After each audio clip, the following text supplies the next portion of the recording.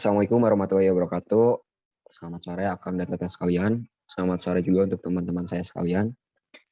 Di sini kami akan menampilkan hasil dari kerja kelompok kami, yaitu pengembangan sistem informasi flowchart. Di sini ada Muhammad Irfan Fadilah, kemudian ada Rustianti Septiani, kemudian ada Syahrul Maulana, dan Tini Sandari. Selanjutnya kita akan masuk ke pembahasan dan akan dibahas oleh Tini. Silakan. A, yaitu prosedur penerimaan barang atau flowchart. Keterangan 1, staf gudang material menerima bahan baku, memeriksa dokumen dari pemasok. Kedua, catat hasil pemeriksaan ke dalam form material receipt. Kemudian, periksa kelengkapan dokumen. Dokumennya yaitu ada surat jalan dan kopi sertifikat of analysis. Yang ketiga, pastikan APD atau alat pelindung diri digunakan pada saat aktivitas pembongkaran barang dan pastikan mesin kendaraan sudah dalam keadaan mati dan posisi ban sudah diganjal. Yang keempat yaitu informasikan kedatangan material kepada quality analysis untuk pemeriksaan kesesuaian mutu dan status hasil inspeksi.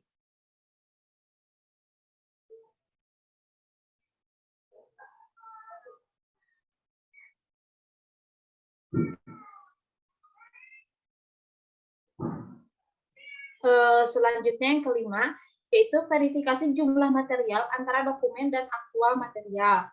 Yang keenam, input data barang ke dalam sistem SAP dan berikan label atau barcode untuk setiap barang yang akan disimpan ke dalam gudang. Yang ketujuh yaitu tim quality melakukan pengecekan dan bila sesuai spesifikasi, maka material akan dirilis. Bila ditemukan ketidaksesuaian, maka material dilakukan segregasi, diberi status hold oleh QA sesuai prosedur hold dan release sampai dikeluarkan disposisi rekomendasi oleh quality. Selanjutnya akan dijelaskan oleh Syahrul. Baik, di sini ada flowchart. Di sini kita dimulai dengan start. Setelah start kita penerimaan bahan baku, kemudian di samping itu ada memeriksa dokumen dari pemasok. Setelah itu kita ke bawah lagi, catat hasil pemeriksaan ke dalam form, yaitu material receipt. Kemudian di sampingnya itu ada memeriksa kelengkapan dokumen, apakah sudah lengkap atau belum gitu. Kemudian menggunakan APD saat aktivitas pembongkaran. Kemudian di bawahnya juga ada informasi datangnya material kepada quality analysis. Kemudian di bawahnya ada verifikasi jumlah material antara dokumen dengan aktual material. Kemudian di bawahnya ada input data atau masukkan data barang ke dalam sistem SAP. Kemudian di bawahnya adalah melakukan pengecekan ulang sesuai spesifikasi. Sebelum finish ya di sini. Terus kemudian di sampingnya itu ada dilakukan segresi, diberi status hold oleh QA. Setelah itu ini nyambung ke informasi datangnya material kepada quality analysis ya. Terus setelah melakukan pengecekan ulang maka ke bawahnya itu finish. Mungkin selanjutnya akan dilanjutkan oleh Rusti. Proses pemilihan vendor. 1. Sebelum memilih vendor, sebaiknya kita sudah memastikan bahwa vendor tersebut dapat memenuhi semua kebutuhan pesanan. Untuk mengetahui kualitas vendor tersebut, kita bisa menyusun database, menganalisis, dan menyusun risiko untuk menjamin keberlangsungan pasokan dari vendor. Kedua, menyeleksi vendor terbaik yang tentunya sudah masuk ke dalam kriteria perusahaan.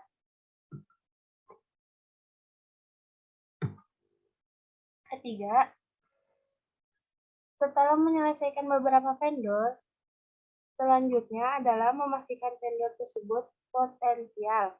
Jika vendor tidak potensial, maka dilakukan konfirmasi langsung untuk ditindaklanjuti agar bisa menjadi vendor yang potensial. Namun apabila setelah dikonfirmasi ke vendor dan tetap tidak potensial, maka proses pemilihan vendor tidak bisa dilanjutkan dan dinyatakan selesai. Keempat, vendor sudah potensial sesuai dengan apa yang perusahaan butuhkan dan harapan, maka selanjutnya dilakukan negosiasi. Kelima, apabila negosiasi sudah memiliki kesepakatan, dilanjut dengan menyusun kontrak kerja antara perusahaan dengan vendor yang terpilih. Selanjutnya akan dipresentasikan oleh Irfan.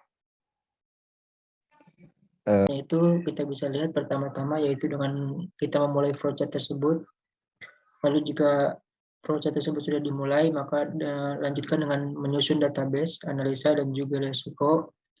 Lalu jika susun database, analisa, dan risiko sudah dilakukan, maka akan dilakukan namanya seleksi vendor. Lalu setelah seleksi vendor dilakukan, yaitu ada vendor potensial. Di sini ada dua pilihan. Jika vendor tersebut berpotensial, maka akan dilanjutkan dengan proses negosiasi. Jika vendor tersebut tidak berpotensial, maka akan dilanjutkan dengan konfirmasi ke vendor.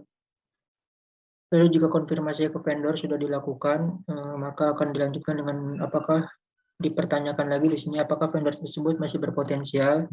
Jika vendor tersebut masih berpotensial, maka akan dilanjutkan dengan proses negosiasi.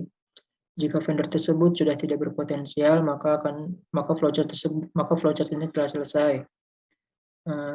Jika vendor tersebut berpotensial dan telah melakukan proses negosiasi, maka akan dilanjutkan dengan menyusun kontrak kerja. Jika menyusun kontrak kerja sudah dilakukan, maka flowchart ini selesai. Mungkin itu saja yang dapat saya sampaikan. Kurang lebihnya mohon maaf. Wassalamualaikum warahmatullahi wabarakatuh.